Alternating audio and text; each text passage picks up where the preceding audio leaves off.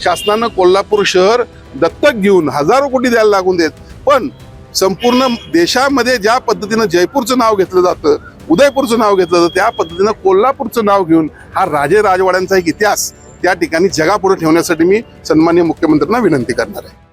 कोल्हापूरचा वैभव म्हणजे कोल्हापूरचा रंकाळा आणि कोल्हापूरच्या रंकाळ्यामध्ये आता म्युझिकल फाउंटेनने त्याची आणखीन शोभा वाढवली. मात्र हे ज्यांच्यामुळे शक्य झालं ते आमदार राजेश क्षीरसागर आज या पाहणी दौऱ्यावरती आलेले आहेत. आपण माझ्या पाठीमागे पाहू शकतो एक सुंदर असं म्युझिकल फाउंटेन आता तयार झालेलं आहे. त्याची पाहणी झालेली आहे, त्याची टेस्टिंग सुद्धा झालेली आहे. वेळ आलेली आहे ती राज्याच्या मुख्यमंत्र्यांच्या हस्ते 9 ऑगस्ट रोजी त्याचं उद्घाटन. मात्र उद्घाटनाच्या पूर्वी त्याची पाहणी आमदार राजेश क्षीरसागर यांनी महानगरपालिकेचे विविध अधिकारी त्याचबरोबर आयुक्त सहाय्यक आणि ते स्वतःहून या ठिकाणी येऊन त्यांनी पाहणी केली. सर, काय सांगाल एकंदरीत कशा पद्धतीचं नियोजन आहे येत्या 9 तारखेचं? सगळ्यात महत्वाचं म्हणजे माझ्यामुळे हे काही झालं असं मी समजत नाही. हे जे काही विकास निधी असतो तो या राज्यातील जनतेच्या करातून निर्माण केलेला विकास निधी असतो. आम्ही कारणीभूत याला असतो. आणि सगळ्यात महत्वाचं म्हणजे राज्याचे तत्कालीन मुख्यमंत्री जे विकासाचे जनक आहेत म्हणू आपण, किंवा विकासाचे ज्यांना जाण आहे, त्यांनी ऑक्टोबर 2024ला यासाठी पैसे दिले. 5 कोटी रुपये त्यांनी यासाठी मंजूर केले. त्याचे पूर्तता करण्याचं काम सध्याचे मुख्यमंत्री सन्माननीय देवेंद्र फडणवीस साहेबांनी केलं. आणि अशा पद्धतीनं हा प्रकल्प आपल्याला या ठिकाणी उभा राहिलेला दिसतोय. मला एवढंच म्हणायचं आहे यामध्ये की पर्यटनामध्ये या प्रकल्पामुळं आणखीन मोठ्या प्रमाणात भर पडणार आहे. कोल्हापूरमध्ये रोजगार वाढणार आहेत, व्यवसाय वाढणार आहेत आणि या दृष्टीने आमचा प्रयत्न राहील.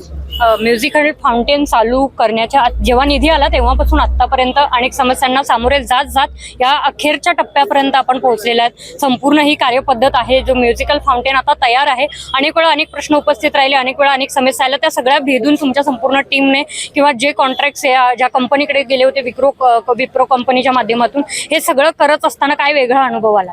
नाही बघा, या प्रकल्पाला निधी आणून देण्याचं काम जरी आम्ही केलं असेल तर याची संपूर्ण कार्याची जी काही प्रोसेस आहे त्याची जबाबदारी महापालिकेच्या अधिकाऱ्यांनीच घेतलेली आहे. त्यांचं मी मनपूर्वक आभार व्यक्त करतो की या सगळ्या प्रोसेसमधून सगळ्या कायदेशीर प्रक्रिया पूर्ण करून पर्यावरणाची परवानगी असेल, हेरिटेजची परवानगी असेल, पुरातत्व खात्याची, या सगळ्या परवानग्या घेऊन याचे टेंडर फ्लोट करून चांगल्या पद्धतीनं कुठलीही तक्रार होता कामा नये, चांगल्या कंपनीला याचं काम मिळावं यासाठी महापालिकेच्या अधिकाऱ्यांनी पूर्ण प्रयत्न केलेले आहेत. आणि आज नामांकित असणाऱ्या विप्रो या कंपनीकडे हे काम आज गेलेलं आपल्याला दिसतंय. म्हणून मला खात्री आहे की 5 वर्ष या कामाची जबाबदारी त्यांची आहे.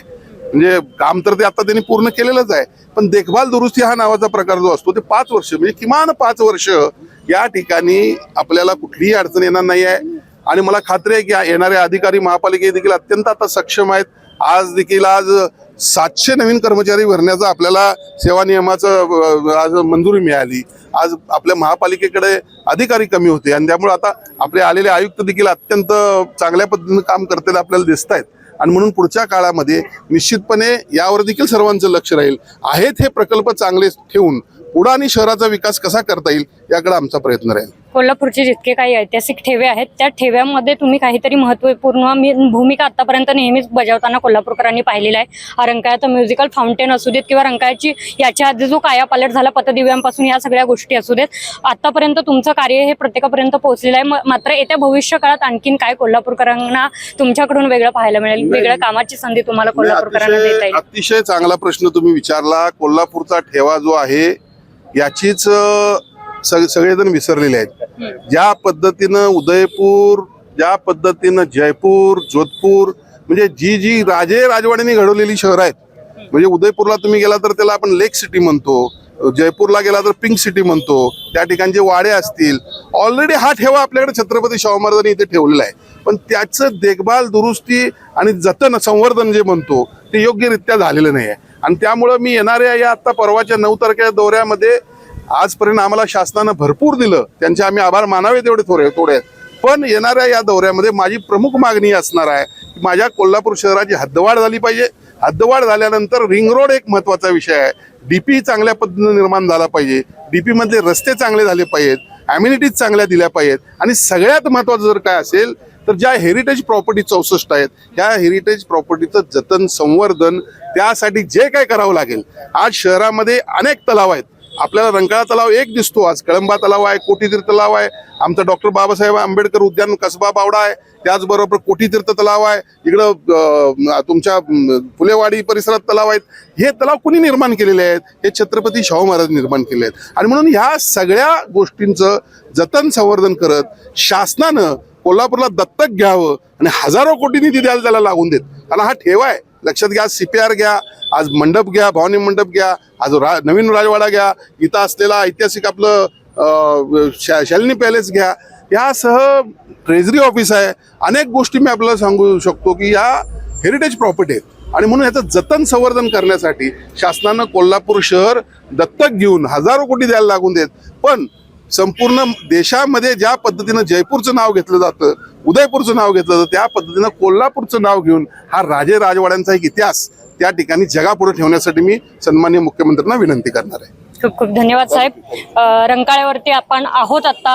आमदार साहेबांच्याकडून या रंकाळ्याच्या जे म्युझिकल फाउंटेन आहे त्याच्या पाहणीचं काम सुद्धा पार पडलेलं आहे. महानगरपालिकेचे बरेचसे पदाधिकारी आहेत, त्याचबरोबर महानगरपालिकेचे आपले आयुक्त साहेब सुद्धा आहेत. त्यांच्या सर्वांच्या उपस्थितीमध्ये आज या कामाची पाहणी झाली. 9 ऑगस्ट रोजी राज्याचे मुख्यमंत्री देवेंद्र फडणवीस यांच्या हस्ते या सर्व प्रकल्पांचं उद्घाटन होणार आहे. मात्र तत्पूर्वी आमदार राजेश क्षीरसागर यांच्याकडून या सर्व प्रकल्पांची पाहणी होते. व्हिडिओ जर्नलिस्ट सचिन बरेकर सोबत सह्याद्री देसाई, KK न्यूज, कोल्हापूर. जशी प्रत्येक मोठ्या यशामागे मेहनत असते, तसेच प्रत्येक यशामागे योग्य मार्गदर्शन असते. आम्ही JEE, नीट आणि MHTCETच्या यशाने उज्ज्वल भविष्याचा पाया घालतो. अभिनव सायन्स अकॅडमी, अचूक मार्गदर्शन घ्या, उद्याचा इतिहास घडवा.